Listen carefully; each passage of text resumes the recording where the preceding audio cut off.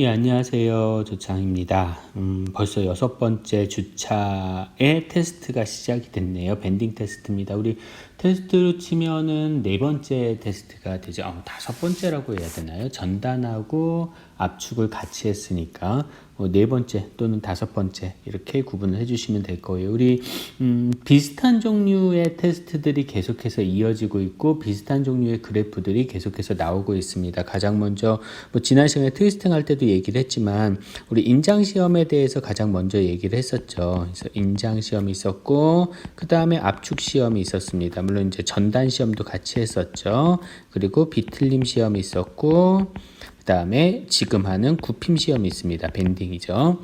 자, 얘네들 이 5가지가 결국은 이렇게 해서 힘하고 그 다음에 거리 그래프, 힘하고 변형량 그래프 혹은 변형각 그래프 이런 것들이 나오죠. 힘 대신에 토크가 나올 수도 있고요. 어쨌든 이 그래프가 대략 이런 형태의 그래프가 나오고 이것으로부터 이 힘하고 토크 대신에 응력 구하고 이거 대신에 변형률 구하고 이런 식으로 해서 그래프를 나오고 그것으로부터 E 값이 얼마냐, G 값이 얼마냐 그런 것들, 시그마 Y가 얼마냐, 항복응력이죠, 타우 Y가 얼마냐 그런 것들, 그 다음에 얘가 취성이냐 아니면은 연성이냐 그런 것들을 찾는 거였어요.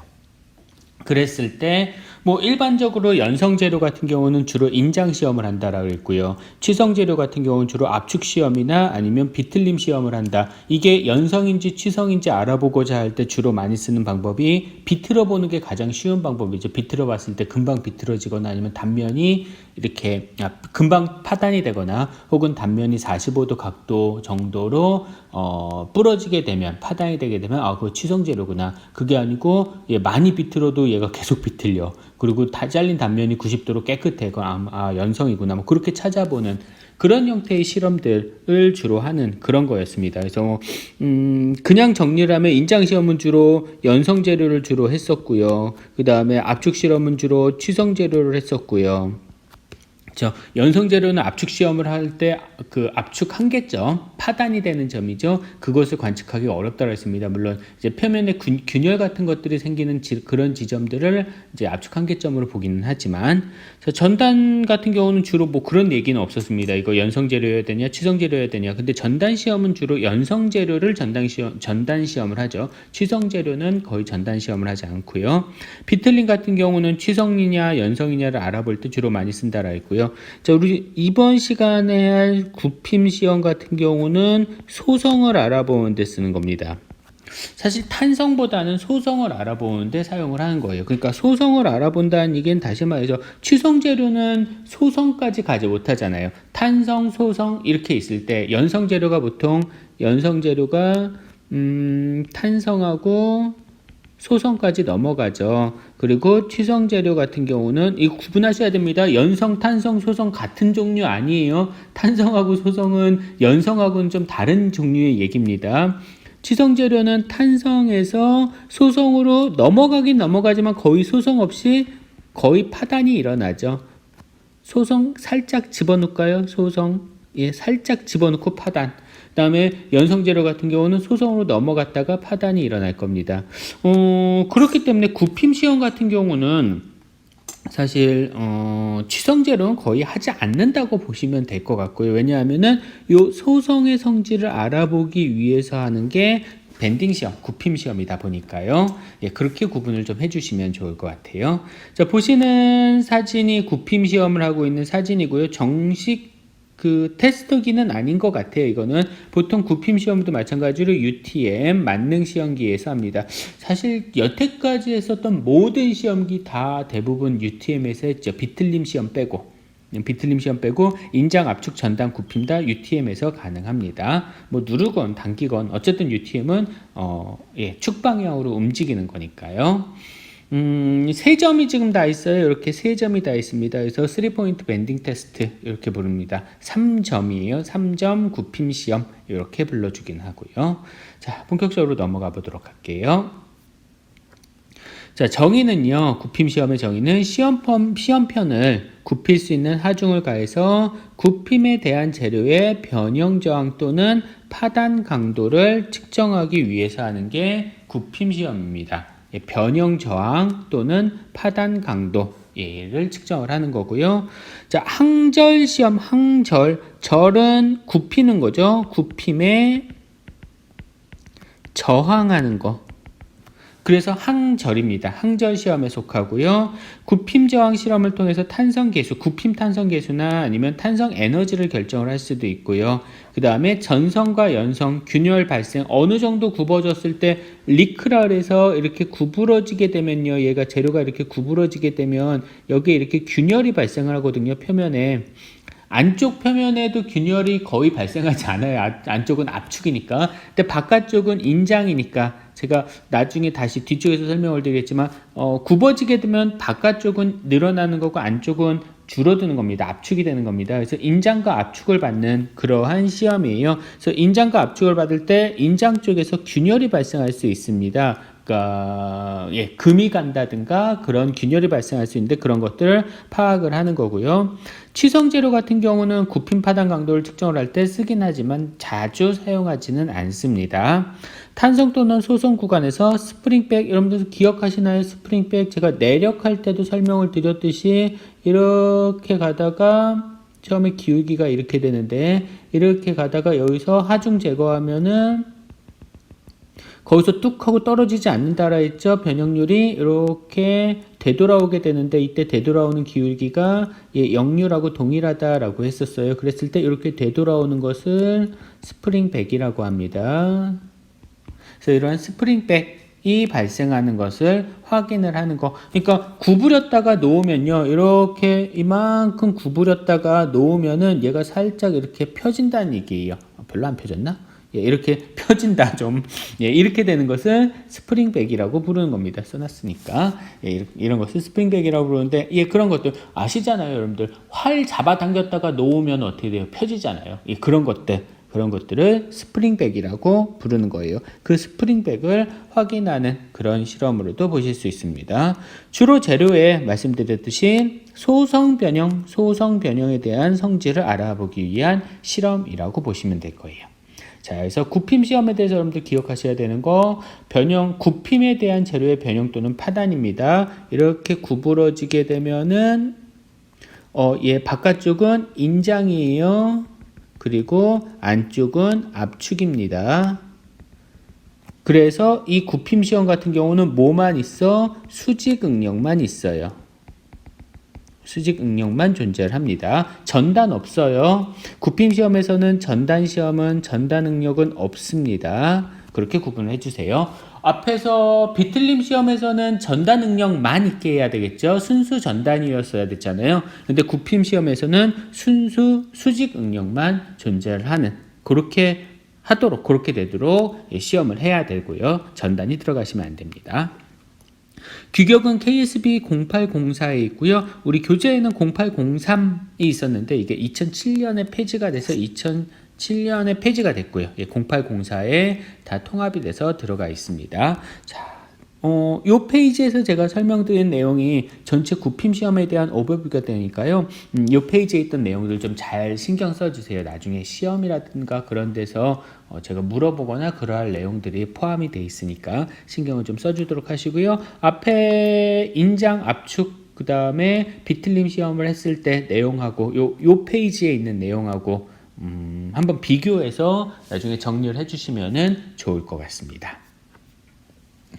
일반적으로 압축 시험 같은 경우 죄송합니다. 굽힘 시험 같은 경우는 UTM기의 압축부를 이용을 해서 압축 시험하는 부분을 이용을 해서 하고요. 물론 이제 별도 지극을 장착을 해야 되겠죠. 별도 지극을 장착을 해야 되고 굽힘 시험은 하중을 2점에서 주냐, 3점에서 주냐, 4점에서 주냐에 따라서 굽힘이 구분이 됩니다. 그래서 한쪽이 픽스돼 있고 그 다음에 한쪽 방향에서 하중을 주게 되는 이것을 2점, 1점, 2점 이렇게 2점에서 하중을 받는 거잖아요. 그래서 2포인트 밴딩 테스트라고 하고요. 그 다음에 3포인트 밴딩 1점, 2점, 3점입니다. 물론 당연히 요 가운데 있는 지점은 같아야 되겠죠. 거리가 중앙이에요. 반드시 중앙에 하중을 줄 수 있게 그렇게 해야 되고요. 그 다음에 4포인트 밴딩은 4점, 1점, 2점, 3점, 4점 이렇게 가게 됩니다. 원포인트 밴딩 같은 경우는 여러분들 기억하실까요? 재료역학에서 제가 수업 시간에 말씀드렸는데 밴딩이 일어날 때 밴딩은 나중에 다시 설명드리겠지만 밴딩 응력 스트레스 값은 I분의 MB의 Y다. 이런 공식이 있었어요. Y는 중립면의 거리고요. 그 다음에 I 같은 경우는 면적 관성 모멘트죠. 면 관성 모멘트고요. MB가 밴딩 모멘트인데 굽힘 모멘트죠. 굽힘 모멘트, 밴딩 모멘트. 근데 이 밴딩 모멘트 토크하고 비슷하게 계산을 하시면 되는데 이 캔틸리버바 같은 경우는 다시요. 그때 썼던 기억으로 하면은 이 시어 포스 다이어그램 있었죠. SFD죠. 시어 포스 다이어그램으로부터 밴딩 모멘트 다이어그램을 찾고 이것으로부터 밴딩 모멘트의 최대값을 찾은 그러한 형태의 어떤 문제들이 있었어요. 그렇게 해서 마지막에 배운 거죠. 재료역학의 마지막에. 그렇게 해서 밴딩 모멘트를 찾아서 그것을 이용을 해서 요걸 구한다라는데 그때는 다양한 형태의 하중을 받는 그러한 보에 대해서 바들에 대해서 이제 해석을 하고 그렇게 했었는데요. 어차피 밴딩 테스트는 형태가 3개밖에 없잖아요. 형태가 3개밖에 없으니까 3개에 대해서만 알고 계시면 되는데요. 당연히 캔틸레바바 같은 경우는 밴딩 모멘트가 그냥 힘에다가 거리 곱하시면 되고요. 그 다음에 3포인트 밴딩 같은 경우는 밴딩 모멘트가 4분의 PL입니다.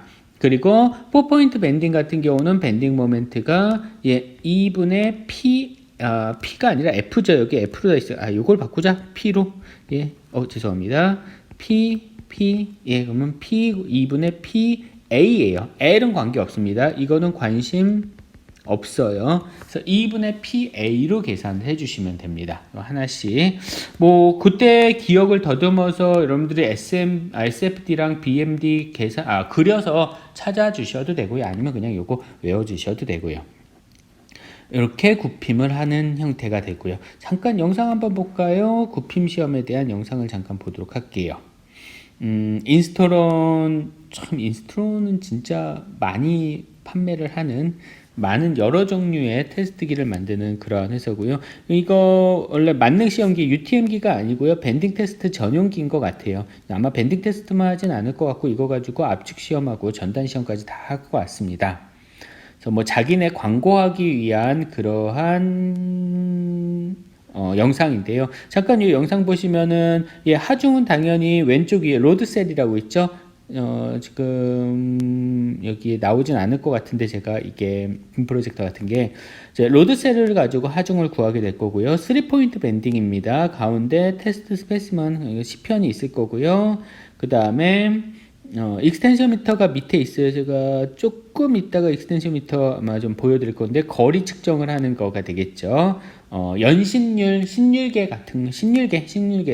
익스텐션 미터라고 부르시면 될 겁니다. 그리고 바닥에 이제 바디가 있을 거고요. 계속 가도록 할게요. 자, 측정하는 방법 일단은 요즘의 테스트기는 다들 디지털화가 되어 있으니까요. 이렇게 세팅하고 그 다음에 두께 구해야 됩니다. 시편 같은 경우 시편인데요. 시편은 두께를 측정을 할 수 있어야 될 거고요. 두께를 측정을 해서 시편 물린 다음에 입력을 한 다음에 넣어주면 될 거예요. 익스텐션 미터를 이용해서 변형된 거리를 측정을 하기도 하고요. 아니면은 바닥에 이제 다이얼 게이지 실린더 같은 것들이 있죠. 요거 가지고 거리를 측정을 할 수도 있고요. 지금 3포인트 밴딩입니다. 3포인트 밴딩이면은 밴딩 모멘트 값이 4분의 PL이었었죠. L은 두 지점 사이의 거리, 그러니까 바닥에 있는 두 지점 사이의 거리가 중요해요. 위에 상부에선 중앙에서 당연히 눌러줄 거고요. 그래서 바닥에 있는 두 지점 사이의 거리를 측정하기 위해서 밑에 있는 두 포인트 바닥에 뭐가 있어요? 자가 있죠. 눈금이 있죠. 자의 눈금. 그래서 거리를 측정을 할 수 있도록 되어 있습니다.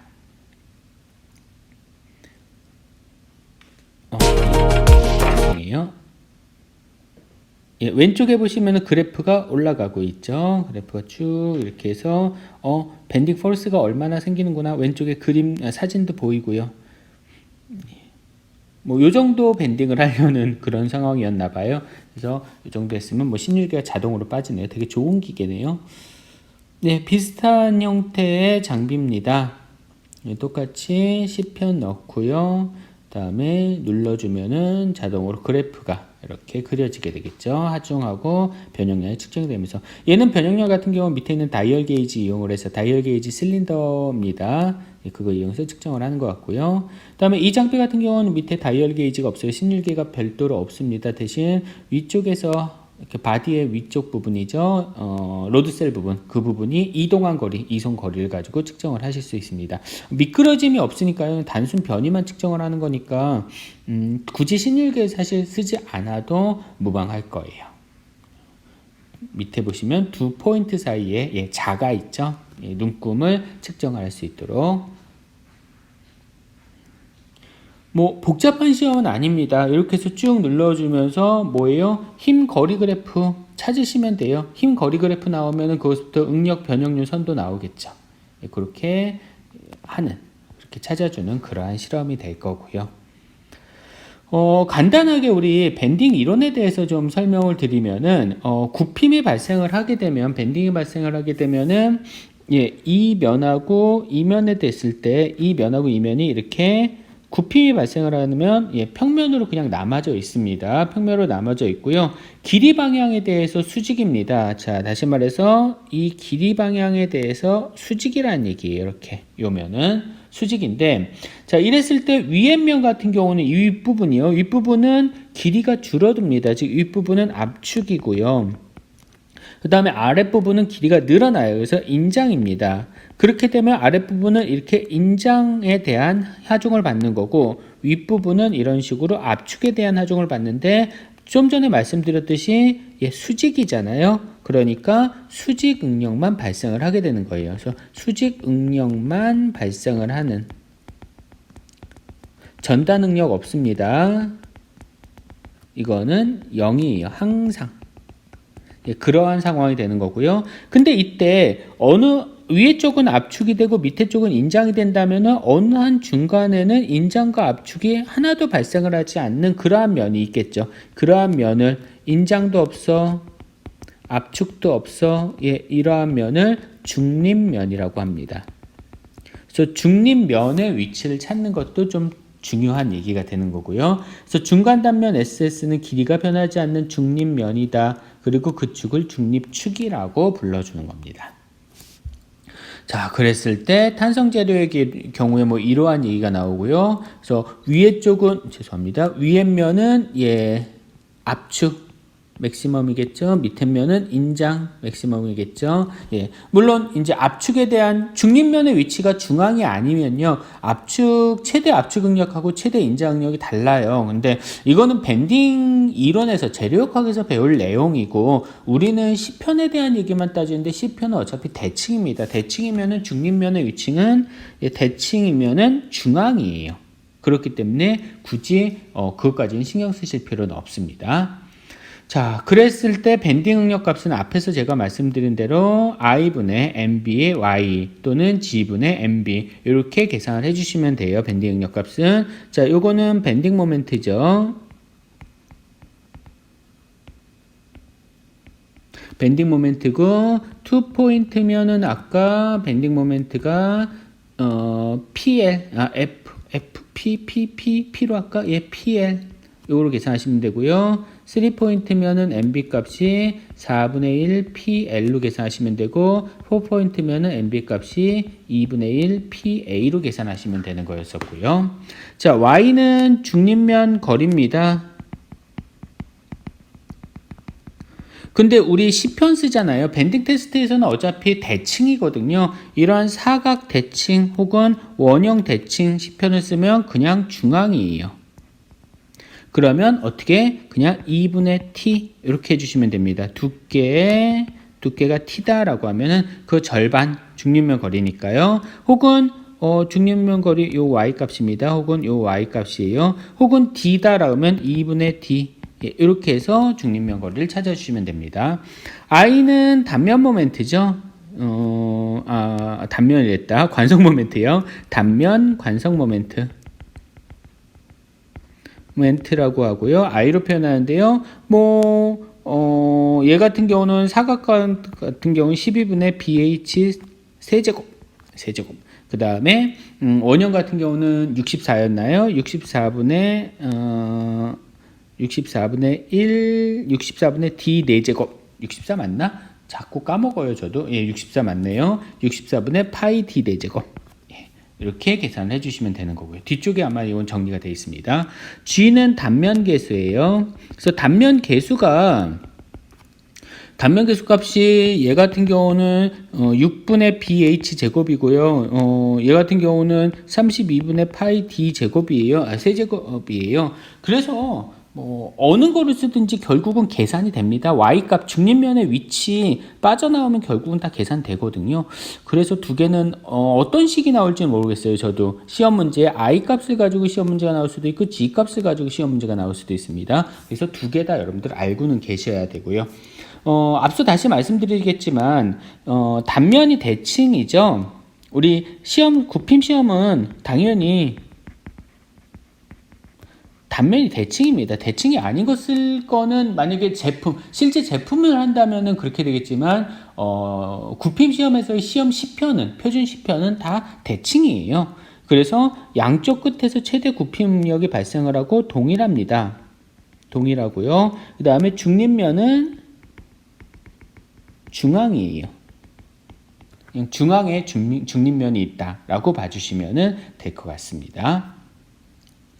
예, 이 I 값이죠. 모멘트 오브 이너시 오브 에어리요. 그러니까 단면 모멘트고요. 2차 관성 모멘트라고도 하고 그냥 단면 관성 모멘트라고도 부르고요. 그다음에 이거는 단면 계수입니다.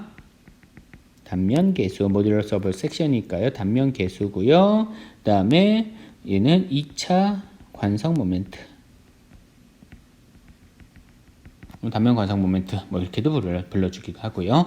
사각형 같은 경우에는 12분의 BH 세제곱 혹은 6분의 BH 제곱. 그 다음에 원형 같은 경우는 64분의 파이 D 4제곱 혹은 32분의 파이 D 세제곱. 요거 두 가지 암기해 주셔야 돼요. 어쩔 수 없습니다. 이거는. 자, 밴딩 테스트를 하게 되면은 그때 하중하고 변형된 거리가 나오죠. 그러면 이 하중으로부터 뭘 찾으실 수 있어요? 하중으로부터 밴딩 모멘트를 찾고 그것으로부터 응력을 찾아주시면 됩니다. 밴딩 스트레스 값을 찾아주시면 되는 그러한 형태고요.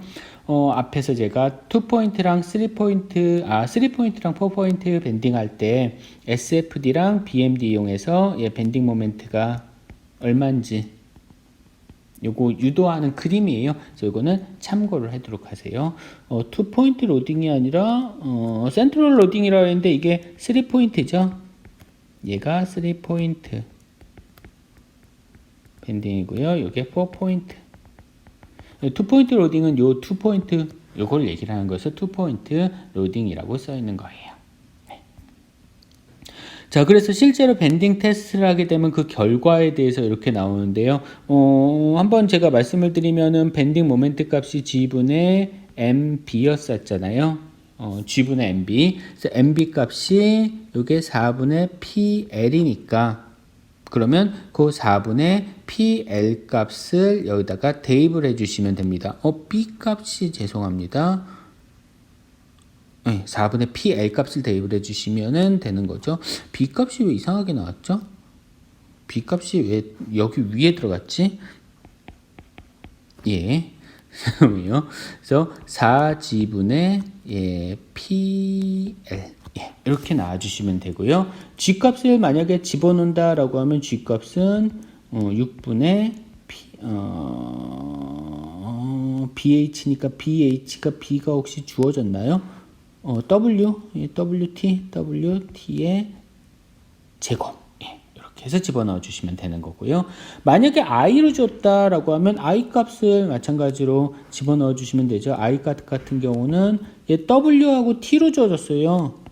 이거 조심하셔야 되는 게 얘가 W고 얘가 T입니다. 높이가 더 중요하거든요. 그래서 높이 값을 여기다가 집어넣어 주셔야 돼요. 그러면은 12분의 WT의 세제곱 이렇게 집어넣어 주셔야 될 수도 있겠죠. 자, 그 다음에 밴딩 테스트에서 변형량 구하는 공식 각각 이런 형식으로 표현이 되어 있어요. 이 밴딩 테스트 같은 경우는 나중에 뭐 계산을 한다든가 그런 문제들로 기사 시험에는 나올 수도 있습니다. 자, 뭐 트위스팅보다는 간단하죠. 내용이 아무래도 트위스팅보다는 간단한 내용이고요. 주요 개념에 대해서는 일단 먼저 구핌 시험 10편이 있습니다. 구핌 시험 10편이 규격을 찾아보시든지 아니면 여러 교재들을 찾아보시면 있을 거예요. 구핌 시험의 10편에 대해서 좀 조사를 해주시고요. 그 다음에 10편의 종류만 조사를 하실 게 아니라 종류뿐만이 아니라 10편에 필요한 조건 이런 것도 한번 좀 찾아서 같이 설명을 해주세요. 그 다음에 두 번째는 구핌 시험에 대한 예시 문제 만드는 겁니다. 그래서 교재에도 아마 예제가 있을 텐데요. 그거랑 유사하게 예시 문제를 만들어서 이제 동료들한테 팀원들에게 설명을 해주시는 그러한 게 될 거고요. 세 번째는 비틀림 시험하고 구핌 시험이 달라요. 두 개가. 비슷한 이론을 다루고 있지만 차이가 나는 것들이 많거든요. 그래서 시험의 목적이라든가 시험의 방법, 그다음에 이 실험으로부터 알아보고자 하는 어떤 변수들, 그러니까 물리량들이죠. 물리량들, 뭐 E냐, G냐 이런 것 등등등 있잖아요. 이런 것들을 비교해서 설명을 한번 해주세요. 그래서 뭐 이러한 표 같은 걸로 하나 만들어서 뭐는 구핌 시험은 뭐고 뭐는 비틀림 시험은 뭐는 뭐다 이런 식으로 표 같은 걸로 만들어서 한번 비교하는 그런 테이블을 만들어 보면 좋을 것 같습니다. 매트릭스 한번 만들어서 설명을 해주시면 더 좋을 것 같고요. 그 다음에 마지막으로 네 번째는 구핌 시험에서 구부러지는 모양에 따라서 지금 구핌 시험의 종류를 2포인트, 3포인트, 4포인트 밴딩 이렇게 세 가지로 구분을 했는데요. 그거 말고 구부러지는 모양에 따라서 뭐 V자 형태로 구부러지는 V 블록을 이용한 구핌 시험도 있고요. 아니면은 얘가 이렇게 구부러지게도 만들거든요. 그래서 그러한 구핌 시험도 있고 몇 가지 구부러지는 모양을 제어하는 그런 구핌 시험들이 있어요. 그런 것들 한번 조사를 해서 설명을 해보시면 될 것 같습니다. 자, 여기까지가 구핌 시험에 대한 내용이 되실 거예요. 예. 조금씩 이제 익숙해지니까 조금씩 수업 시간에 설명을 덜 하고 막 요령이 조금씩 생기는 것 같아요. 이게 좋은 쪽으로 요령을 부려서 수업 시간을 효율적으로 활용을 하고 여러분들이 효율적으로 공부하는데 요령이 붙으면 좋겠는데 자꾸 비효율적으로 공부를 하는데 요령이 붙는 것 같아서요. 조금 그러지 않도록 다 여러분들 공부하려고 하는 내용이잖아요. 뭐 이왕 하는 거니까 요령 부리지 않고 정석대로 공부는 정석대로 하는 겁니다. 정석대로 공부를 하실 수 있도록 준비를 해 오셨으면 좋겠습니다. 여기까지 수업할게요. 고생하셨습니다.